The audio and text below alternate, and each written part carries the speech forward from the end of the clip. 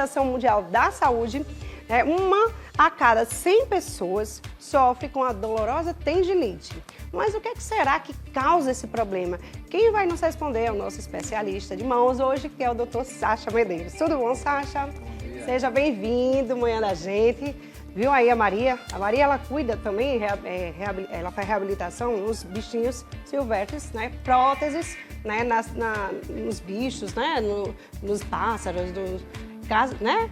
Casco de tartaruga, ela faz umas coisas bem legais, né? Bico de papagaio, um negócio impressionante, rapaz. Como é que pode, né? Eu não entendo muito disso, não, mas... Só entende mão, diga, doutor. Mas é bem interessante legal, mesmo, né? Porque você reabilitar uma pessoa é uma coisa, mas um animal, não sei, né? Deve ser a mesma coisa, vamos dizer assim, né?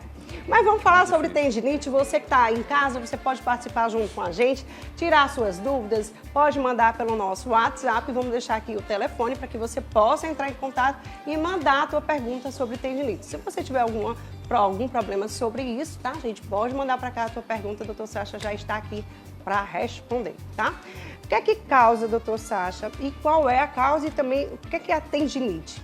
Então, a tendinite é uma inflamação nos tendões, né?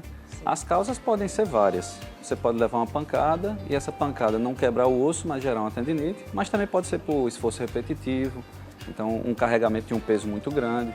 Eu, esse final de semana, carreguei um peso grande e fiquei com o cotovelo doendo. É o início de uma tendinite, mas que não progrediu.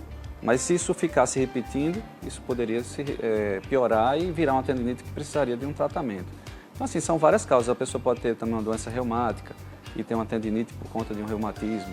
E assim vai. Epicondilite e tendinite é a mesma coisa? Porque ela vem para cá. Você falou que agora daqui, né, do cotovelo, mais ou menos por aqui. Isso. Isso quer dizer que pode ser um início de tendinite? Eu vou fazer uma comparação para poder ficar fácil de entender. A gente tem a Avenida Beira Rio, não tem? Mas ela tem nomes ao longo dela. Então tem Duarte da Silveira, né? Getúlio Vargas, né? Assim, então, dependendo, se eu disser para você que eu estou na Getúlio Vargas, você já imagina que eu estou aqui no centro. Certo. Mas eu estou na Beira Rio. Entende? Então, o músculo e o tendão são uma estrutura só. Dependendo da localização, eu tenho nomes diferentes. Então, aqui é o epicôndilo. Certo. Então, quando essa estrutura muscular inflama onde ela pega no osso, a gente chama de epicondilite. Certo. Se for entre o tendão e o músculo, a gente tem uma tendocinovite, entendeu? Então, assim, dependendo da localização, a gente chama diferente, mas não deixa de ser o mesmo tipo de patologia. Muito bem. Entendeu? A gente tem aqui uma imagem, né? Vamos explicar um pouquinho dessa imagem aqui, porque eu sou leiga, né, minha gente? Então, vamos lá. Explica um pouco aqui sobre isso. Então, aí é uma parte do punho que ele tem como se fosse essa bainha, que ele chama de bainha do tendão, que o tendão passa por dentro dela. Então, quando ocorre o atrito entre o tendão e essa bainha, ocorre uma inflamação no tendão e a gente chama essa inflamação de tendocinovite, né? Aquilo que eu estava falando agora. Então, o tendão, ele normalmente passa por dentro dessas bainhas, que é igual para poder, quando você faz o movimento do punho, ele não sair da posição. Então, aí tem essas bainhazinhas, só que aí não pode ter atrito. O normal é não ter. Quanto tempo uma pessoa dura com essa dor, essa tendinite? Depende do estímulo que ela está dando. Se ela der um estímulo negativo, essa tendinite ela vai se perpetuar e virar crônica. O pessoal às vezes encara que crônica é um sinônimo de pior, né? Mas crônica é uma coisa relacionada a tempo. Então, quando passa de 15, 20 dias com a tendinite, a gente já chama de tendinite crônica, tá? Logicamente é mais difícil de tratar, né, do que uma tendinite aguda.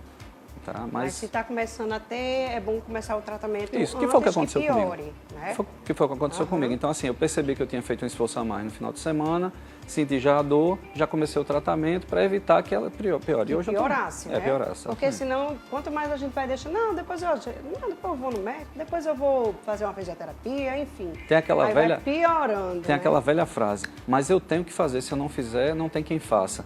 É verdade. Pronto. O que é que acontece quando ela não é tratada? Ela piora, em alguns casos ela pode, como na foto aí, ela pode gerar um estrangulamento do tendão. Eu estou falando esse nome para ficar fácil de entender. Tá. E aí precisa às vezes de fazer até a cirurgia. Dependendo do tipo de tendinite, às vezes a cirurgia é bem-vinda. É uma dor assim, como é que é uma dor de tendinite, mais ou menos, doutor? Uma dor que você não consegue pegar alguma coisa, sei lá, nem segurar um objeto, ou você consegue? É mais ou menos o seguinte, você começa com a dor, essa dor, normalmente, ela fica vinculada com algum tipo de esforço, Então, alguns movimentos causam a dor, outros não. De repente, ela fica constante, ela começa a doer constantemente, assim, independente do movimento, e fica incapacitante. Aí você começa a ter dificuldade de fazer coisas básicas, entendeu? Certo. Aí essa é a evolução normal. Para diagnosticar que a pessoa está com tendinite, como é que é o diagnóstico? O exame físico, né, passar no médico, um exame físico, e alguns exames a gente utiliza como parâmetro também para determinar a gravidade da tendinite. Então, a ultrassonografia é né? Tem também a ressonância magnética, mas a ressonância a gente deixa mais para os casos em que ocorreu uma ruptura parcial, ou seja, são casos mais graves em que eu já estou pensando em lesões também mais graves. Certo. Tem cura? Sim, sim. Na maioria das vezes, sim. Na maioria das vezes sim. dá para sim. curar, né? É. Após uma cirurgia, a pessoa tem que fazer mais algum outro tratamento para... Sempre é bom a fisioterapia, né? A ortopedia e a fisioterapia, elas andam muito casadinhas. Então é difícil você ter um tratamento que não tenha fisioterapia engajada, sabe? Então, pós-operatório, então, nem se fala. A fisioterapia, ela quase sempre está ali. Mas, em geral, as tendinites elas têm uma boa resposta. Quando chegam a um ponto cirúrgico, elas também costumam ter boas respostas, mas a pessoa tem que mudar os hábitos. Se ela não quebrar os hábitos, por exemplo, digitação, muita gente digita numa posição que força mais. Então, aí, porque eu digitava, eu até digo assim, engraçado que antigamente tinha datilografia, que era muito mais pesada, né? E ninguém tinha tanta tendinite como hoje. Então, qual é o problema? É a digitação ou é a forma com que você digita? Né? Tem isso também, então, às né? vezes, é como você faz. Né? Pode ser a forma também, né? Vamos embora que tem áudio. Solta o primeiro áudio. Bom dia, Marília. Bom dia, doutor. Bom dia. Há um tempo atrás, há uns 2 anos, eu creio, eu descobri que eu tinha tendinite. Eu sinto muita dor no punho, minha mão incha. Tem um tratamento para cura ou só tem um tratamento só para combater a doença? Então, é como eu estava falando, assim, o tratamento, ele, dependendo da gravidade que você está com essa sua tendinite, então o tratamento ele existe para você ficar boa, para você ficar curada. Mas algumas tendinites, elas já deixaram algum tipo de lesão no tendão, que essas aí você ameniza, você consegue tirar a dor, mas assim, a força que o tendão tinha, ela já não vai ter mais. Né? Então depende muito da gravidade e do tipo de tendinite. Tipo, celular. Celular pode causar tendinite? Sim, porque sim. A gente fica o tempo todo, né? É porque tem gente que exagera, né? Eu acho que também é isso, né? Pode ser também que a pessoa que fica o dia todo... Não é possível que tenha gente que fica o dia todo, Existem meios para você, assim, primeiro, regrar, para você não ser escravo do celular. Isso. Começa uma coisa bem importante. Segundo, existem outros meios, por exemplo, os recursos de áudio do próprio celular, o espelhamento com a tela de um computador, né? Então, assim, se você regrar, se você conseguir fazer uma boa administração do uso do celular, tranquilo, não vai ter problema. Temos mais um áudio, solta mais um áudio aí, Janaína.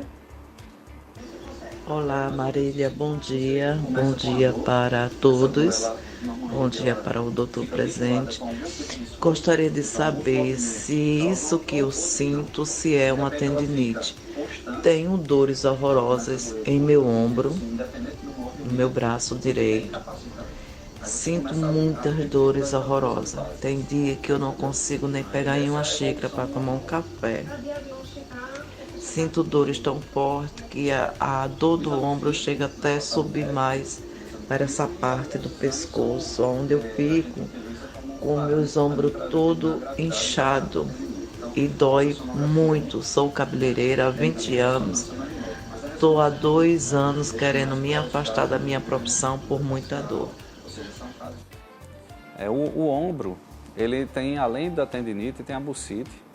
E existem outras doenças também que podem, vamos dizer assim, causar esses sintomas que ela está falando. Então, assim, pode ser uma tendinite? Provavelmente sim, mas não necessariamente é só uma tendinite. Existe no ombro, particularmente, a possibilidade de aparecer uma calcificação. Certo. Então, assim, algumas pessoas têm a tendência, nas inflamações, a acumular cálcio, tá? Então, existem as tendinites calcificantes do ombro. Essas doem de verdade. Provavelmente, aquele lá tem uma tendinite, não sei se tem calcificação, teria que examinar, mas, assim, é uma grande possibilidade, ainda mais porque ela falou que era cabeleireira. Então, eu acho que segura muito secador, faz muito escova, então tem aquele manuseio, né? da mão, né? Tem tudo isso. Uma das dicas que eu dou para você seria o seguinte, na hora que você tiver, lógico, fazer o tratamento, né? Mas na hora que você tiver segurando o secador e tal, coloque a cliente o mais baixo possível para que você não precise levantar a mão, porque você está forçando o ombro quando você levanta a mão. Então, se a cliente ficar bem baixa e você mais alto do que ela, pode até colocar uma espécie de um apoio para você ficar mais alto, você vai trabalhar nessa região aqui e não nessa. Então, você vai forçar menos o ombro. Mas o bom mesmo é procurar um médico e fazer um tratamento para que não piore, né, a causa. Vamos soltar mais um áudio, por favor. Bom dia, doutor. Eu gostaria de saber, eu trabalho bastante com o mesmo movimento. Tenho tendinite e também agora, nessa parte aqui da junta do cotovelo, quando eu estico, dói bastante. Poderia ser da tendinite? Esse foi o que a gente conversou sobre a epicondilite. Então, assim, a epicondilite é também devido a um esforço repetitivo, né? Vamos dizer, uma forma diferente de tendinite e que inflama normalmente essa parte aqui de fora, né? Podendo também inflamar a parte de dentro, tá? Ela está muito vinculada com os movimentos da mão, então, porque os tendões são os mesmos, né? Então, quando você fala assim que você estica o braço e você sente dor, normalmente é porque você também está fazendo força na mão na hora que estica o braço. Exato. Se a mão ela ficar em repouso e você fizer o esticar, nem sempre a dor da epicondilite aparece. Então, assim, o ideal é que você também, assim, procure ver o que é que está causando essa dor e procurar evitar esse tipo de esforço. Às vezes a pessoa interpreta mal o que eu estou falando. Evitar o tipo de esforço não é você parar de fazer aquilo, é você procurar uma forma diferente de fazer. Tá? Então, se você costuma escrever com muita força, procurar escrever com menos força. Se você digita apoiando a mão, procurar não apoiar tanto. Então, assim, você não vai deixar de fazer o que você faz, mas você tem que amenizar e procurar uma forma diferente para poder evitar a dor. Exatamente. E procurar fazer um tratamento, né? Que é importante. Vamos lá, solta mais um áudio. Bom dia, Marília. Aqui é Gustavo, Cruz das Armas. Queria fazer uma pergunta ao doutor, que eu tenho tendinite nos dois ombros, certo? Eu fiz, até pouco tempo, eu fiz alguns exames e foi constatado. Eu queria saber se tem como minimizar mais essa dor, entendeu? Que seria no ombro direito e no esquerdo, porque de fato já faz uns 5 anos que eu tenho ele, entendeu? Por muito serviço repetitivo. Os dois ombros, engraçado, porque a gente pensa que tendinite é só aqui na mão, né? Pois Mas já tem gente dizendo que no ombro. Eu ia começar a explicação nisso aí. Pode ter tendinite em qualquer parte do corpo que tenha tendão, né? Então, jogadores de futebol têm tendinite muito nas pernas, entendeu? Então, depende, quando a gente olha para o ambiente de trabalho, a gente focaliza mais assim, tendinite é no membro superior, né? O caso dele, que são nos dois ombros, provavelmente se enquadra naquela situação daquela outra que falou também. Então, provavelmente ele deve ter uma tendinite nos ombros. Essa tendinite pode estar vinculada com a bursite também, né? Ou outras doenças do ombro. E ele está com dificuldade porque, assim, no dia a dia, é muito comum, por exemplo, pendurar a toalha em canto alto, dirigir o carro com a mão assim, né? Tá no ônibus, se deslocando para o trabalho, está aqui com a mão. Então, assim, o ombro está sendo muito solicitado para muitas coisas. Ou até uma forma de exercício mal feita, digamos assim. Vai que você está na academia, faz algum tipo de exercício aí da águia, viu? Depende muito da realidade de cada um, né? Então, assim, uma pessoa que trabalha numa fábrica, que tem fica naquele movimento várias vezes ao dia, então, isso tudo pode, na verdade, desenvolver essa tendinite. Agora, como tratar? É muito difícil eu chegar para você e dizer assim, você não pode fazer isso, né? Falar é fácil, fazer que é o difícil, né? Então a gente tenta chegar num consenso, assim, chegar num denominador comum aí para conseguir chegar no tratamento. Mas olha, tem mais pergunta, vamos lá, solta mais um. Bom dia, Marília. Bom dia. Eu tenho um problema nos ossos, que é artrite reumatoide, e já entortou minha mão e aparece sempre as pontas dos ossos. A minha mão. Inclusive, eu fiz uma cirurgia que eu sofri muito, minha mão inchou muito por conta quando eu encontrava a veia que ia, encontrava as pontas de ossos. É aquele caso que eu falei no começo. Então, assim, se ela tem tendinite, essa artrite reumatoide, ela tem uma predileção, ela tem uma preferência por tendões. Então, a gente quando fala de artrite reumatoide, primeiro a gente pensa que é só nos ossos. Primeiro é uma doença autoimune, que está no sangue e que afeta as articulações, mas pode afetar também tendões e ligamentos. Semana passada eu operei uma pessoa que estava com artrite reumatoide, chegou parecendo um cisto, pensou que era um cisto, mas assim, a característica é diferente. Aí quando você faz o ultrassom, você vê que não é cisto, né?